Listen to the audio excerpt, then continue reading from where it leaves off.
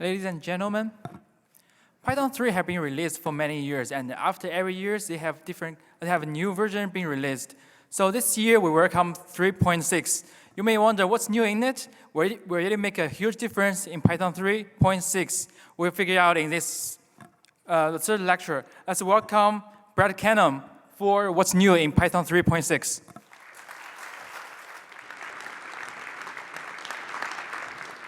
Well, thank you for the warm intro, everyone. So yes, my name is Brett Cannon. I work at Microsoft on the Azure Data Science Tools team. And I'm here to basically tell you what's new in Python 3.6. Now, I should start off and say, everything I'm about to tell you is already written out on the internet, so you can completely ignore me and still get the exact same amount of information, more or less. If you go to docs.python.org/3.6/what's new, /3.6.html, you can also get to it just off of docs.python.org. As I said, everything is there, so if you miss something and want to read up on it later, it'll be there. So yes, if my Canadian isms frustrate you, you can ignore me. Another way you can also do this is I'm going to be going over the 16 Python enhancement proposals that help make up Python 3.6. So if you go to python.org/dev/peps, you can read the peps, get even more detail, and have yet another way to ignore me and still get the information. So once again, don't feel bad if you have to leave or anything or want to just tune me out. I understand. One key thing I want to say, though, about the point that there are 16 Python enhancement proposals is that is almost a record for Python. The only release since we started doing Python enhancement proposals that had more was Python 3.0, which we all know was a very large release. So that should give you an idea of the scale in terms of new features that have come into Python 3.6. So I just hope you understand that a lot of work went into this. And I really want to thank specifically everyone who participated in the 2016 Python core sprint that happened last September at Instagram. 12 of the 16 peps I'll be talking about were somehow worked on at that sprint. So I specifically want to thank Instagram for hosting and being the largest financial contributor to that. Microsoft for also being a financial contributor and letting me and my coworker Steve Dower attend. And the PSF for also helping pay for other people to attend. So thanks to everyone who helped make that happen. It made a huge difference in the scope of Python 3.6. But without further ado, I will jump into this. I'm going to go in numeric order for the peps, and basically just try to give you some background information beyond just what the feature is to liven this up a little bit. So without further ado. PEP 468, preserving keyword argument order. I believe this is Eric Snow's PEP, if he happens to be in the room. He's right there. Basically what this does is whenever you use ** KWArgs, historically it was just a dictionary. So that usually meant everything was randomized and you didn't know what order people actually specified keyword arguments in and make it a function call. What PEP 468 said was we are going to guarantee a mapping, not necessarily a dictionary, but a mapping that will actually keep order of the keyword arguments passed in a function call.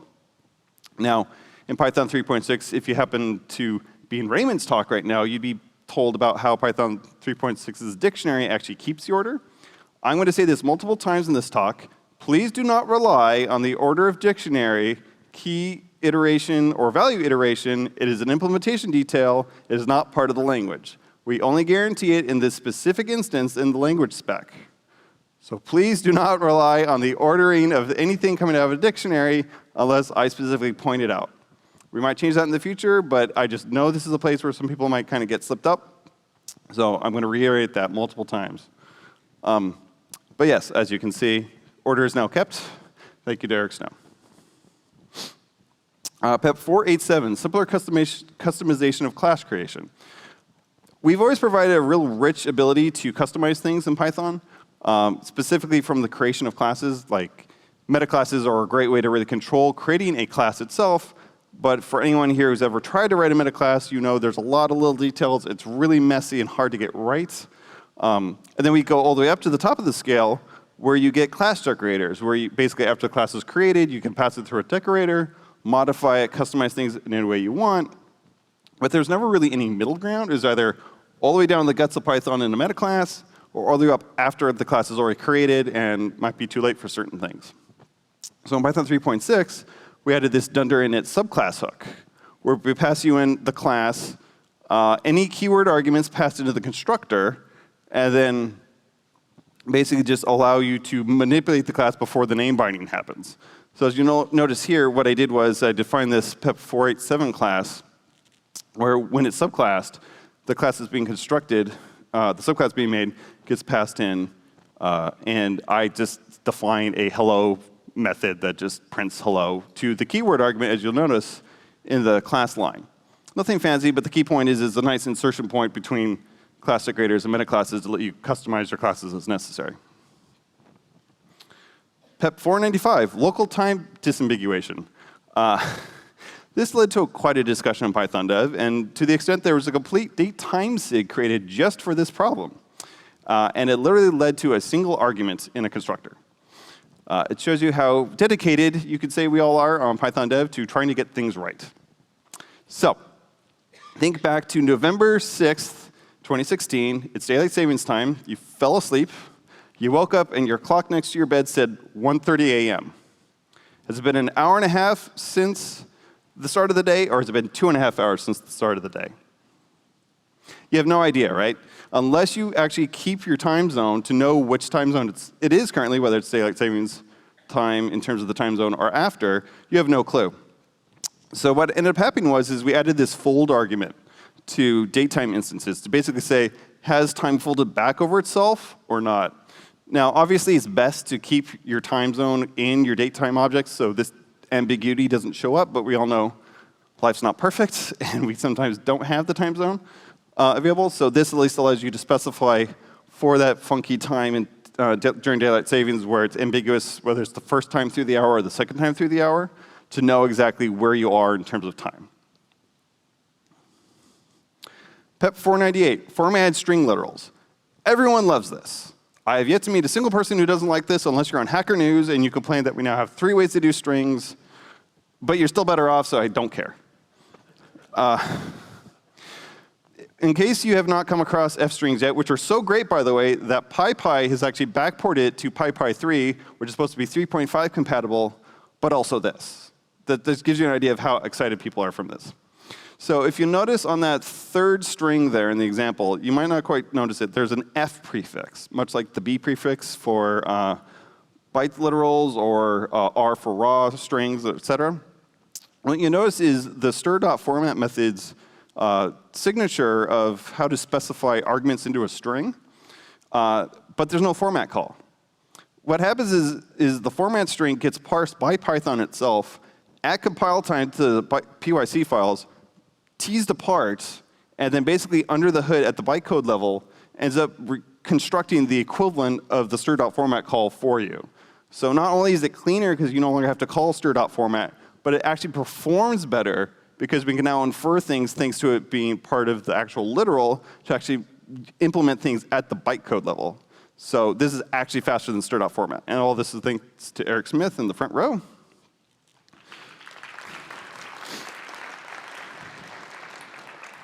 So if you're not using this yet and you're compatible with 3.6, I highly advise you start using it. It gets very addicting very quickly. And just to appease those who are upset that there's now 3 ways to do it, the % way is just to be compatible with Python 2. And stir.format's still there because you do need to pass that around sometimes as just a callable object. So there's a reason we kept it. But anyway, this is a fantastic feature in 3.6. PEP 506 and 524. This will bring back slight nightmares for a lot of core developers because this was almost a month-long argument that even dragged in a Linux kernel developer. We take security seriously, but we also take backwards compatibility seriously. And what came out of all this is PEP 506, thanks to Stephen DiPrano, we now have a secrets module. Now, a lot of you might know of random for randomizing numbers and getting that kind of thing. The problem is it was never meant for crypto or security-related anything, honestly. Random is really meant for simulations where you just need kind of a little fake roll of die that you can maybe reproduce in a test. The secrets module, though, has been designed specifically for crypto-level number randomization or anything else that you need to do that might be that level of safe and ready for security use. So basically, my key point is if you know you just are doing some modeling and simulation, keep using random. If you're not sure if this will ever have to be crypto level secure, or you honestly just don't know, or you do know, just use secrets. It might be a little slower than random, but you just do not want to find out later that you're using random and somehow it's now really security related and you screwed up and now someone's really mad at you. So use secrets if you're not sure. The other thing is PEP 524. This is the thing that really caused a huge kerfuffle on Python dev for a while. Basically, in Python 3.5.0, os.urandom would block until there's enough entropy in the system, because you have to initialize the random number generator to actually be able to make random numbers. The problem is, containers don't get a lot of randomization because there's not a lot to start up for those things. So if you start up a container, it can actually take a few minutes for a container to actually generate enough entropy if the container is not being used constantly to make that entropy. So, all right, that sucks for people if they suddenly have this fast container they start up, and yet now suddenly Python is making them wait several minutes. So we said, OK, in Python 3.5.2, we'll make it stop blocking, and we'll just fall back to /dev/urandom. Secure people in this room might be cringing a bit, because what we basically did was, by accident, was we caused os.urandom to no longer be very secure. Because if we swapped on you without telling you, you didn't know if you were getting the more secure random number generator from Linux or the less secure one. So what ended up happening is in Python 3.6, we took os.urandom back to the blocking mechanism, and we added a new os.getRandom, which will actually not block but raise an exception. So you can make a decision. Do you want to wait until there's enough entropy? Or you can choose to call another random call that won't block. So you can make your own decision. Explicit is better than implicit. We kind of screwed up on not thinking about that ahead of time. I'm very glad this got settled. PEP 509, adding a private version to dict. This was thanks to Victor Stinner, who's also in the front row. 98.9% of you will never care about this, and that's fine. Basically, we've added a version ID to dictionaries based on mutation. You can only get to it at the C level on purpose, because this is really meant for people who are going to be doing things like writing JITs for CPython or debugging and other things where they basically need to know if a dictionary has mutated or not since the last time they looked at it. So this is really a future-looking optimization in terms of ability to do things in Python. So it doesn't really do anything for anyone quite yet, but it will. I hope so. I'm sure Victor will make it go faster. Don't worry, it'll be worth it. PEP 515, underscores and numeric literals. Who here has ever written out a really large number with a bunch of digits and had to count to make sure they weren't missing a digit? Yeah. Funny enough, when I first wrote this slide, that said 1 million instead of 1 billion because I miscounted. OK? So I've definitely done that, and I did it publicly, too. So basically what happened is in 515, we decided to allow you to put underscores in numbers for the specific reason to be able to group them like this to make them much more readable. And as you will notice, we are pretty liberal about where you can put them. You can put them right after the base notation, so 0x, and you can do the underscore for hex, et cetera, et cetera. So it was just a really nice little touch that's other languages have been doing and that we realized, oh yeah, we should have that too. This is thanks to Georg Brandl for coming up with the PEP and writing most of the code. And then I think Sergey and I finished it up. PEP 519, adding a file system path protocol. This is my fault if you don't like it. Basically what happened was someone came onto the Python ideas mailing list and said, you know, I really like pathlib, but I can't use it anywhere because everyone wants a string, right? Everyone calls os.path to do path manipulation and such.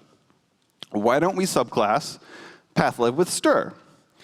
And then a big discussion broke out about how that's not a good idea because if you start doing that, everyone will expect stir to always work, which isn't true because taking the stir of none is going to always succeed, and you really probably didn't need to specify the file named none when something falls through. So it's not really good error reporting. So once again, being very explicit.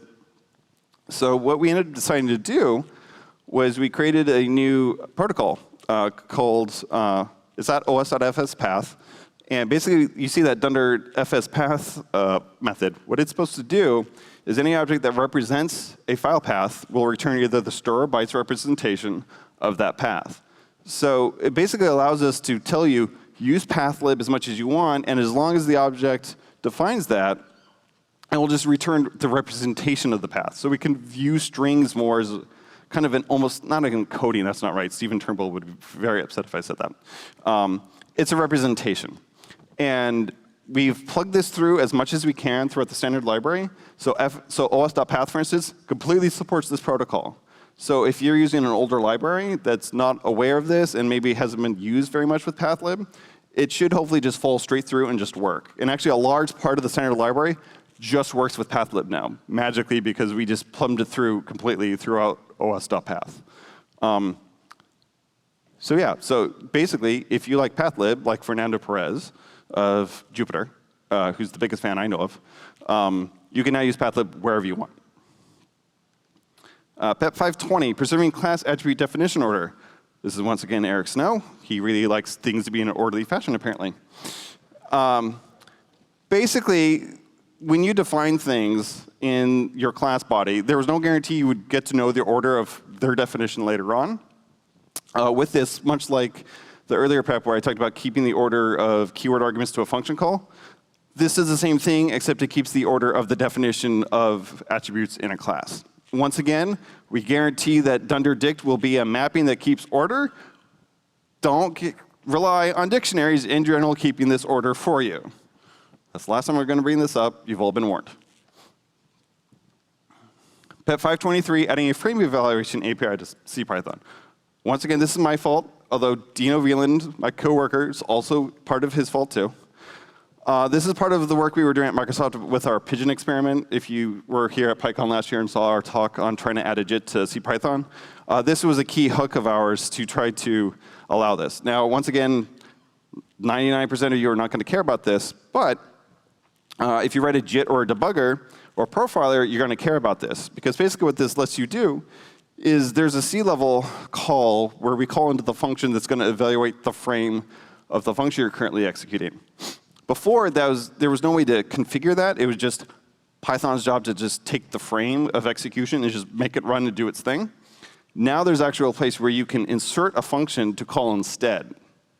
And this is really key with something like a JIT, because now we can catch the frame, decide if we want to execute it in CPython, or if we want to JIT it and run it through a JIT instead. So, dream of dreams, this is what will let us put JITs on PyPI and have you just install a JIT through an import statement. I should also mention PyCharm's latest release has a 20% speed up in their debugger. It's because of this hook. I should also mention this also added a little internal C API for storing data on code objects. Once again, most of you aren't going to care. Only the people who care about the hook will care about that. PEP 525 and 530. This is Yuri Solenov and his work to try to plumb more async and await through Python. So Python 3.5 added the whole concept of async functions and async and await keywords. But we only plugged it in terms of normal functions that's either awaiting or returning. There was no way to do a generator that could also await on things. So what these PEPs did is basically made generators a possibility using await. So seems kind of obvious, but we only had so much time for Python 3.5. One of the nice side effects of this, though, is list comprehensions on top of normal generator expressions are generators underneath the hood. So by making this work with generators, it now works with list comprehensions as well. So now list comprehensions can use like async for to iterate through the iterable that you want to work with. Or you can call await on a result within your list comprehension itself. So it's a nice little touch up, but nothing really critical. But it makes things nicer and smoother and just plumbs async all the way through Python. PEP 526, syntax for variable annotations. This is all part of the type hints stuff that you saw, for instance, mentioned at Instagram during the keynote that they've been using. Dropbox has been using this a lot. Basically, if you work at an enterprise company, you probably love these things. What this does is it allows you to add annotations to the variables. Previously, you could only do it at the function level, so you can only do it for the parameters to a function. Now you can go all the way down to the variable level. Now, much like with function annotations, nothing is checked at runtime, There is no real overhead other than anything that might need to be constructed or something if you specify something as a type in terms of the annotation. So there's no penalty for doing this performance-wise overall during runtime. If you define a variable annotation at the class level, it will be added to the dunder annotations attribute on that class, and it's a dictionary, so you can just key off of what the attribute name is and see what the type hint is for that. You can also do it at the local level in terms of local variables. Those do just get tossed. They are in the AST, though, for Python. So those are mainly there for performance reasons, are not kept anywhere because there's no real good way to expose them anyway. And they're basically there so the tools like MyPy can verify that your type hints have matched up to what's expected. PEP 528 and 529. If you're a Windows user, you're probably going hooray inside. If you didn't see Steve Dower's talk, he talked about this as well. The REPL now uses UTF-8. So I can actually put a little emoji like that and have it actually print out. If you're a Windows user, you're probably used to seeing your little emoji baked squares when dealing with some UTF-8, and that was always really annoying. That's no longer a problem. The other key thing here is Windows now takes byte paths. This is a really big deal for projects like Twisted, where their whole system is designed to work with byte-based paths, and Windows wouldn't accept it because they were deprecated since, I think, Python 3.2. So instead what's happened is on Windows, we now set the default encoding for the file system to UTF-8. And if you pass in a bytes-based path, we do the re-encoding to UTF-16 for the internal Windows APIs and handle all of that for you. So basically, you just treat paths as UTF-8 on Windows now. So it should make things a lot smoother for you as well if you're transitioning from 2 to 3 and you're dealing with byte-based paths. There's a couple things on the PEP I wanted to bring up.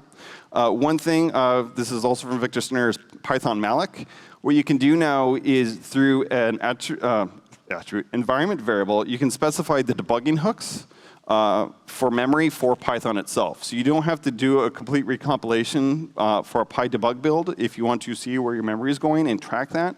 You can use this hook to use different things. Or even just force use of malloc or other kind of mallocs to make things work the way you want it to work without having to do fancy recompilation stuff.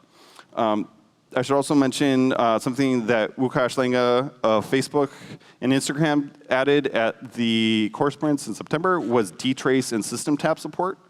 I've been told dtrace and system tap are amazing, and people get really elated who use it, find out that we added this. I'm going to assume they know what they're talking about, so I'll be elated too for them. I haven't personally used this, but everyone I know who uses dtrace really loves this, so I think we probably should all learn some dtrace probably. You do have to compile this with a specific flag, -- with -dtrace, and what this currently traces is function calls and returns, when GC started and finished, and what line of code is currently executing. I believe Łukasz is totally open to adding more, but that's just basically what we started with, because that was what was in an initial patch that he took and made work. But as I said, everyone I know who uses dtrace is elated, so I feel like I need to learn dtrace now. A couple of things that aren't on the slides. We now warn you, for instance, when you use a backslash in a string that's not raw, and the following character doesn't make any sense. So you won't actually do /m and expect something to work. So you've got to worry about that. We've added a couple extra byte codes, generally around unpacking, since we added all that generalized unpacking of iterables back in Python 3.5. That's about key that I can think of off the top of my head that's not on this slide. Now, I've had a slide for benchmarks, which you can see current results of at speed.python.org, thanks to Victor Stinner. If you really want to see a longer, more detailed discussion of current Python performance, watch Victor's talk. The recording might be up already even. But I'm just going to go over one quick slide and then start taking questions. But basically, Python 3.6 is fast. We should all be happy. If you just look at this graph real quick, there's just 4 app benchmarks that we have as part of our performance benchmark suite. 2 to 3, Chameleon, HTML5 lib, and Tornado. All this is normalized to Python 2.7 because that's what everyone historically bothers me about. As you'll notice, all the far left bar is the tallest bar, which means Python 3.5 and 3.6 is faster than Python 2.7 on these benchmarks. I don't know why Chameleon spikes a little bit on 3.6 that day. I asked Victor yesterday, and he says it's probably one of the unstable benchmarks. So I honestly should probably take it out. But as you can see, faster, lower. Python 3.6 is faster than 2.7. Instagram talked about how it's faster for them too, so 2.7 is slow now. That's the way I think about it. And with that, I will happily take any questions you might have. Thank you. And I believe we have 2 mics on the left and on the right. Hi. Hi. I like f-strings. They're pretty cool. Yes, they are. In other languages with quasi-literals, you can play with them in other ways. You can use them as patterns. You can redefine the parser that's used inside the string, that sort of thing. Has anybody talked about that kind of add-on for Python f-strings? Not to that extent. Eric is saying there's a PEP 499 to at least fully generalize it to any Python actual expression that you can evaluate, because right now there's some little edge rules because it made it easier to implement. So PEP 499 is sitting there to completely generalize it to any Python expression. The problem is the PEP author doesn't know C, so he wrote it saying he wanted it, and it should work with syntax highlighters and such, but then no one's ever implemented it. So if you really care, you can look at 499 and potentially write the patch for it. I wrote my own language, but... Oh. Wait. 501, sorry. If you want real key details, the man to talk to is right up here in the orange. Cool, thank you. No problem. Hi, thanks for all the great work on 3.6. Welcome. I just have one question about the dunder dict on classes being preserving order. Yeah. Does that also extend to the dict of a module, either by accident or on purpose? I'm going to go with no, because I don't want to encourage any accidents. So, and the man who obsesses over order says no, so I'm going with no. Yes? Hi, do you profile memory usage on your regularly? I don't remember off the top of my head. Zach Wave, in charge of the build bots, is saying no. So I'm going to go with no, based on my comrades in the front row. That'd be something to talk to Victor about. I don't know how difficult it would be to add. Since we are running on Linux, it should be possible. But Victor Sinner would be the best person to talk to about that. Any other questions? All right, well, everyone, enjoy lunch.